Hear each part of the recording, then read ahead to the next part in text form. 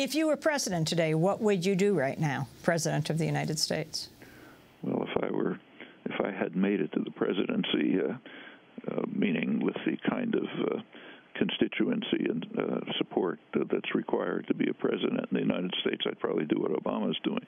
But what ought to be done is what Erdogan is doing. Turkey is becoming the most significant country in the region, and it's recognized. Erdogan's far and away the most popular figure, and they've taken a pretty constructive role on many issues. And in this case, he is the one leading public figure, a leader who has been frank, outspoken, clear, and says Mubarak must go now. Now is when we must have change. That's the right stand. Nothing like that in Europe, and nothing like that here. And what do you think of the role of the U.S. corporations? We spoke to Bill Hartung, who wrote this book, Prophets of Power, P-R-O-P-H-E-T-S, about Lockheed Martin.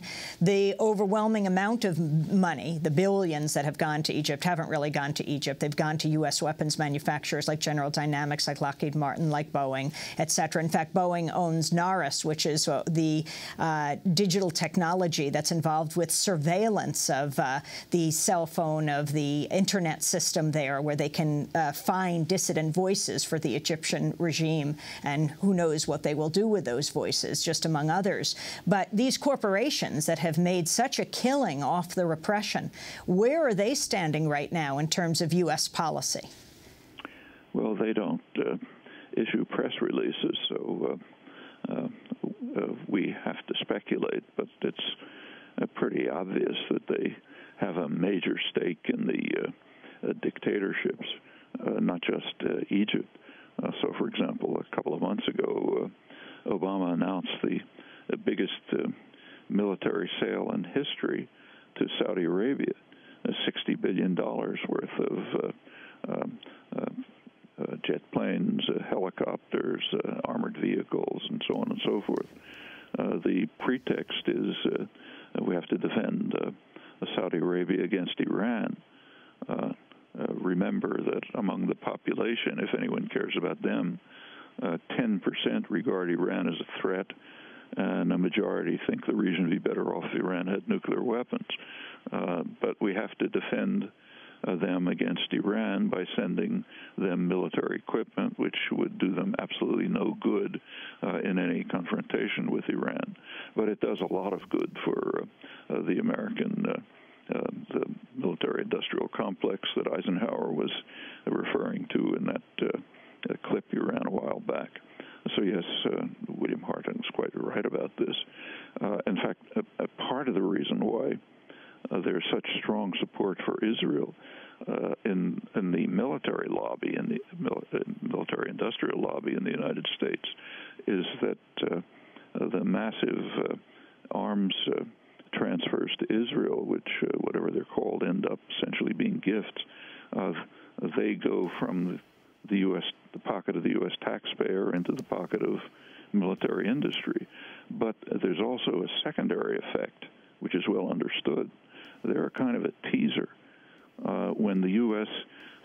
sends F-30, the most advanced jet aircraft, F-35s, to Israel, then Saudi Arabia says, well, we want 100 times as much second-rate equipment, which is a huge bonanza for military industry, and also recycles petrodollars, which is an important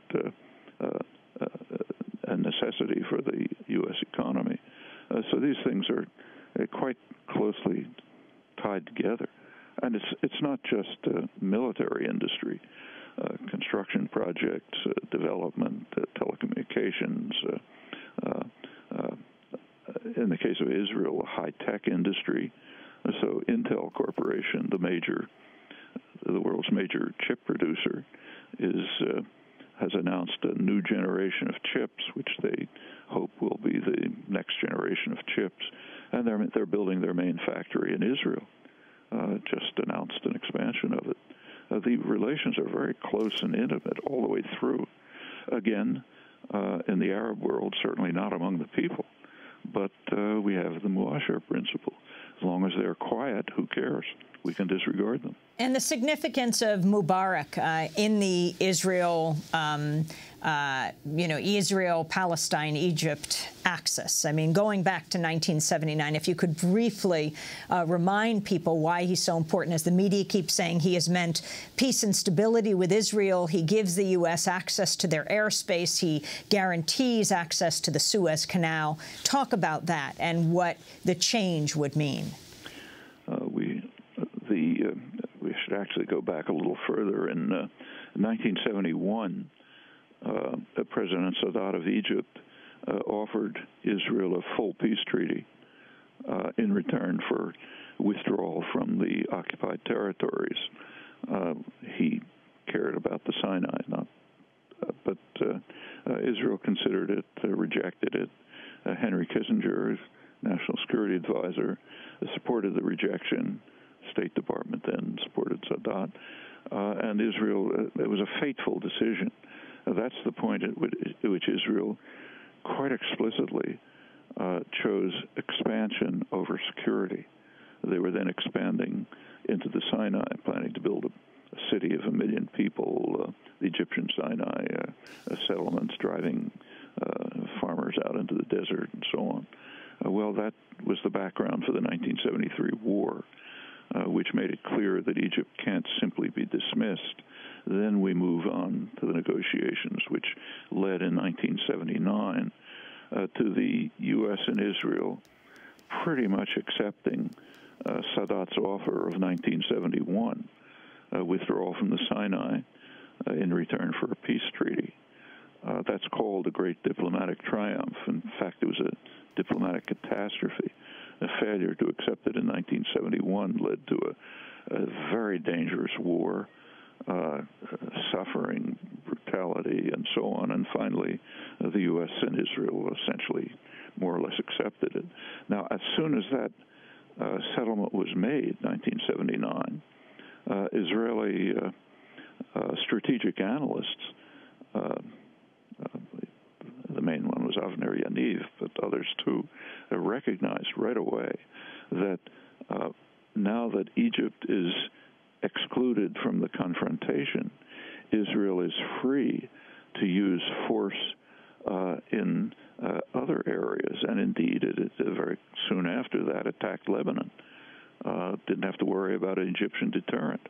That was gone, so we can attack Lebanon.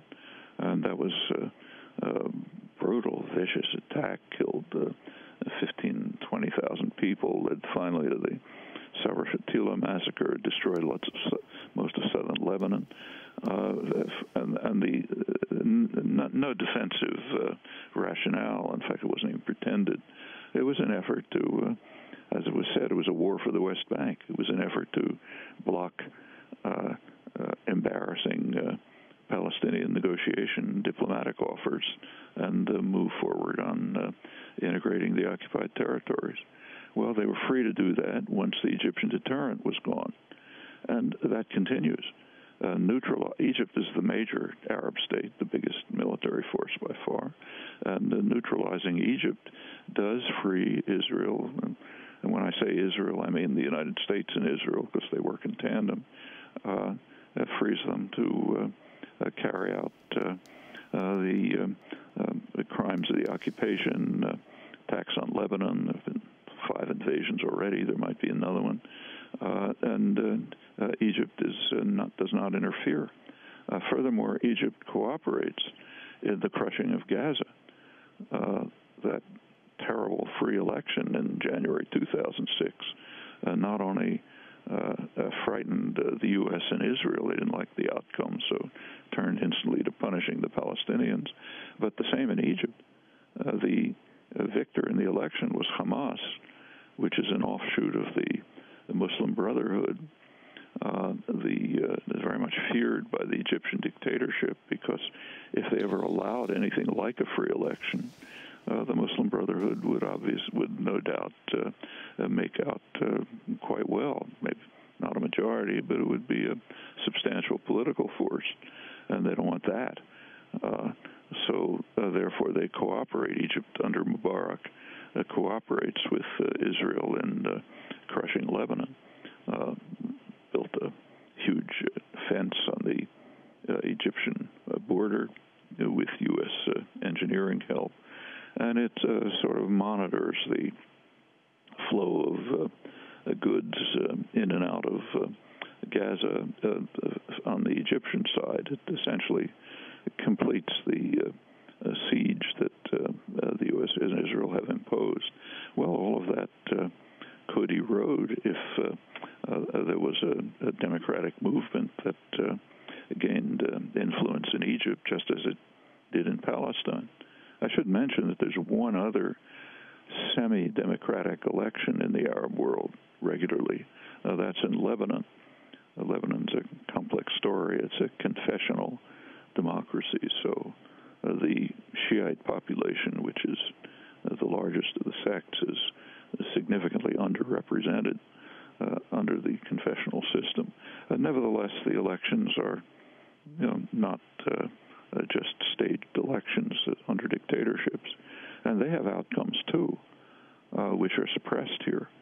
So, for example, in the last election, the majority, the popular majority, was the Hezbollah-led coalition. They were the popular majority in the last election, I think about 53%. Well, that's not the way it was described here.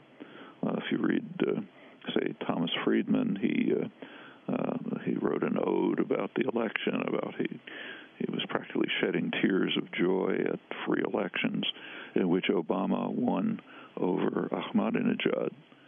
Well, what he meant is that in the representation under the confessional system, which seriously underrepresents the Shiite population, the pro-U.S. coalition won the most seats. That again reflects the standard contempt for democracy. We don't care that the majority of the population went the other way, as long as they're quiet and passive. And interestingly, Hezbollah quietly accepted the outcome, didn't protest about it at the time, but since then their power has increased, and now there's a serious threat in Lebanon, which we should not overlook.